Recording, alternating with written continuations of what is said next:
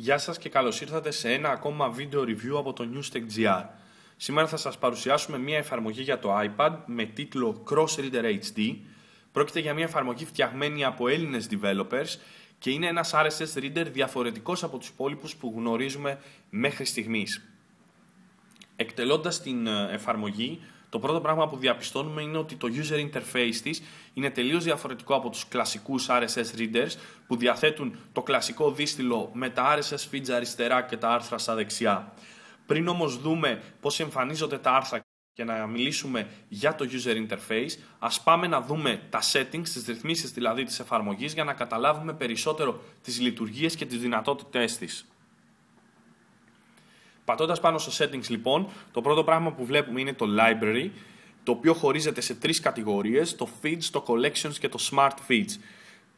Στο feeds υπάρχει η λίστα με όλα τα RSS feeds τα οποία έχουμε προσθέσει για να διαβάζουμε. Κάνοντας edit και πατώντας το plus sign πάνω αριστερά, μπορούμε να προσθέσουμε κάποιο καινούριο feed, είτε εισάγοντας το ολόκληρο το URL του εφόσον το γνωρίζουμε, είτε κάνοντας αναζήτηση με λέξεις κλειδιά, ώστε να μας εμφανίσει αναζητώντας άλλα RSS feeds στο διαδίκτυο, κάποια τα οποία μπορεί να μας ενδιαφέρουν.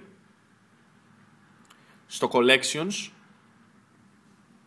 υπάρχει μια λίστα με κατηγορίες που έχουμε δημιουργήσει ή αλλιώς φακέλους, ώστε να οργανώσουμε καλύτερα τα RSS feeds μέσα στην εφαρμογή. Κάνοντας Edit και πατώντας και εδώ το plus πάνω αριστερά, μπορούμε να δημιουργήσουμε καινούριους φακέλους ή να διαγράψουμε φακέλους και να προσθέσουμε ή να αφαιρέσουμε feeds μέσα σε αυτούς. Η τρίτη επιλογή είναι το Smart Feeds.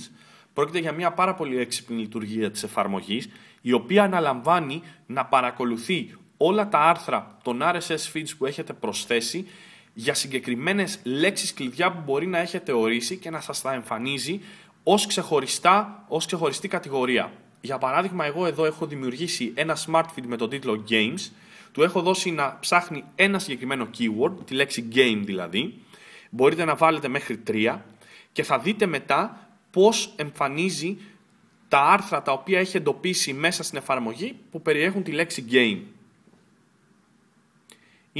Πρόκειται μάλιστα και για έναν πολύ έξυπνο τρόπο αναζήτησης αυτός. Έπειτα υπάρχει η δυνατότητα εισαγωγής του λογαριασμού του Google Reader που μπορεί να διαθέτετε, αλλά να διευκρινίσω εδώ ότι δεν λειτουργεί ως ένας Google Reader Client η εφαρμογή, δηλαδή αν προσθέσετε μέσα στην εφαρμογή κάποιο καινούριο RSS feed, αυτό δεν θα συγχρονιστεί με το λογαριασμό σας στο Google Reader, καθώς επίσης και αν προσθέσετε ένα RSS feed μέσα από το web interface του Google Reader στον υπολογιστή σας, δεν θα ανανεωθεί η εφαρμογή αυτόματα. Θα πρέπει να πάτε να ξανακάνετε import τα στοιχεία του Google Reader ώστε να κατεβάσει ό,τι καινούργιες πληροφορίες έχετε προσθέσει εσείς μέσα από το web interface του Google Reader. Τέλος, κάτω στα settings βλέπετε το About, πληροφορίες για την εφαρμογή, Help, όπου υπάρχουν κάποια στοιχεία βοήθειας και τέλος το Feedback για να στείλετε feedback στους developers. Πάμε λοιπόν τώρα να δούμε και να περιηγηθούμε λίγο στο user interface της εφαρμογής για να δείτε πώς εμφανίζονται τα άρθρα. Θα πατήσω πάνω στο Collections για να δω άρθρα μέσα από ένα συγκεκριμένο φάκελο που έχω δημιουργήσει. Αυτά εδώ που βλέπετε στην αρχή και έχουν εμφανιστεί πάνω από τη λέξη feeds είναι αυτά τα οποία έχω αφήσει εκτός φακέλων. Πατάω λοιπόν πάνω στο Collections και στη συλλογή iPhone και μου εμφανίζει τα 4 RSS feeds τα οποία έχω προσθέσει σε αυτό το collection. Θα πατήσω λοιπόν πάνω στο feed του Newstech.gr. Βλέπετε λοιπόν ότι πατώντας δημιουργείται μία κάθετη στήλη η οποία περιέχει τα άρθρα από το RSS feed του Newstech.gr. Καταλαβαίνετε βεβαίως ότι από αυτή την εικόνα το user interface αυτής της οριζόντιας γραμμής με τα RSS feeds και της κάθετης με τα άρθρα είναι και ο λόγος που η εφαρμογή ονομάζεται Crossreader. Πατώντας τώρα πάνω σε ένα άρθρο, η κάθετη στήλη μετακινείται αριστερά, εμφανίζεται το άρθρο στο οποίο μπορείτε να κάνετε scroll πάνω κάτω για να διαβάσετε. Κάνοντας swipe δεξιά-αριστερά μπορείτε να μεταφερθείτε στο επόμενο ή σε κάποιο προηγούμενο άρθρο. Ενώ υπάρχουν κάποιες επιλογές. Ποιες είναι αυτές οι επιλογές? Πάμε να τις δούμε. Υπάρχει το share, πρώτα απ' όλα, με το οποίο μπορείτε να μοιράσετε το άρθρο με διάφορους τρόπους. Συγκεκριμένα υπάρχει η επιλογή για αντιγραφή, αποστολή στο Twitter, στο Facebook, καθώς και πολλές άλλες επιλογές, όπως είναι η αποστολή με email, να το στείλετε το άρθρο στο Safari για να το διαβάσετε μέσα από το browser. Υποστηρίζονται κάποια άλλα services όπως είναι το Delicious, το Facebook που είδαμε, το Google Reader, το Instapaper, το Pinboard, το Read It Later, το Tumblr και το Twitter που είδαμε πριν. Κάνοντας edit μπορείτε κάποια από αυτά να τα απενεργοποιήσετε άμα θέλετε. Μετά υπάρχει η επιλογή Translate. Η επιλογή Translate χρησιμοποιεί την μηχανή του Google Translate για να μεταφράσει το άρθρο από τη γλώσσα στην οποία υπάρχει σε κάποια από τις διαθέσιμες γλώσσες που βλέπετε εδώ πέρα. Η τρίτη επιλογή είναι το Favorite, το οποίο λειτουργεί ως γνωστόν αποθηκεύοντας το άρθρο σε μία λίστα αγαπημένων,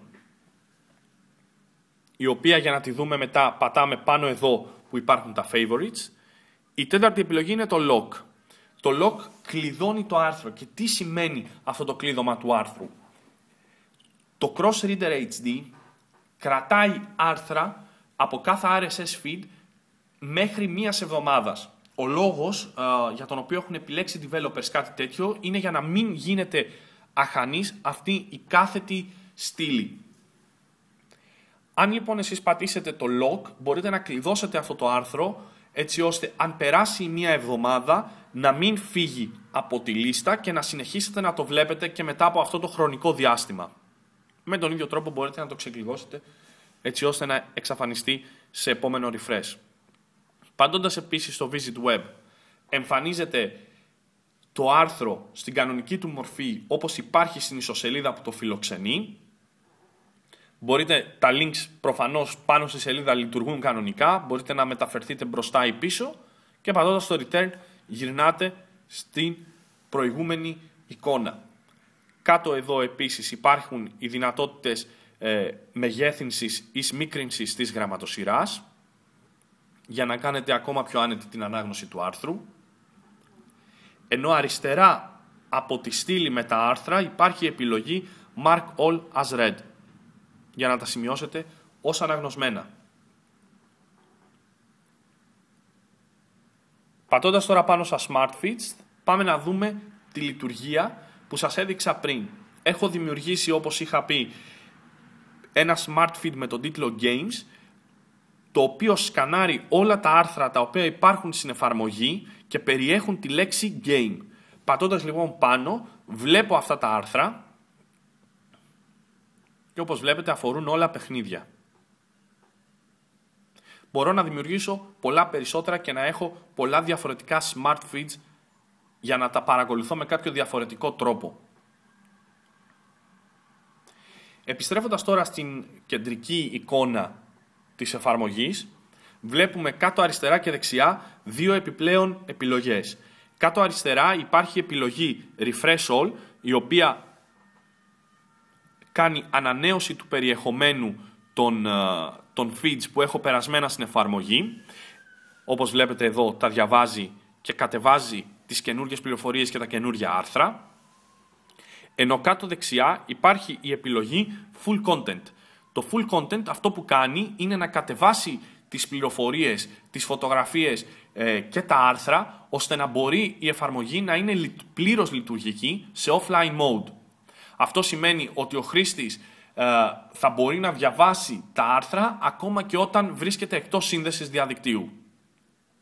Αυτό μπορείτε να το κάνετε λοιπόν είτε με το full content για να κατεβάσει σε όλα τα άρθρα, είτε επιλεκτικά να ζητήσετε να κατεβάσετε τα images κάποιου συγκεκριμένου feed ή να κάνετε refresh κάποιο συγκεκριμένο feed αντί να κάνετε refresh all. Όπως βλέπετε, εγώ επειδή διαθέτω πάρα πολλά RSS feeds, το refresh all μπορεί να πάρει αρκετά δευτερόλεπτα μέχρι να ολοκληρωθεί, πράγμα το οποίο είναι και πολύ λογικό. Γενικά, οι εντυπώσεις είναι πάρα πολύ θετικές από την εφαρμογή. λειτουργεί πάρα πολύ καλά το scroll και στην κάθετη και στην οριζόντια λίστα. Είναι πολύ ευανάγνωστα τα άρθρα, ενώ όπως βλέπετε ανταποκρίνεται πάρα πολύ καλά στο άγγιγμα και η ταχύτητά της είναι πάρα πολύ καλή.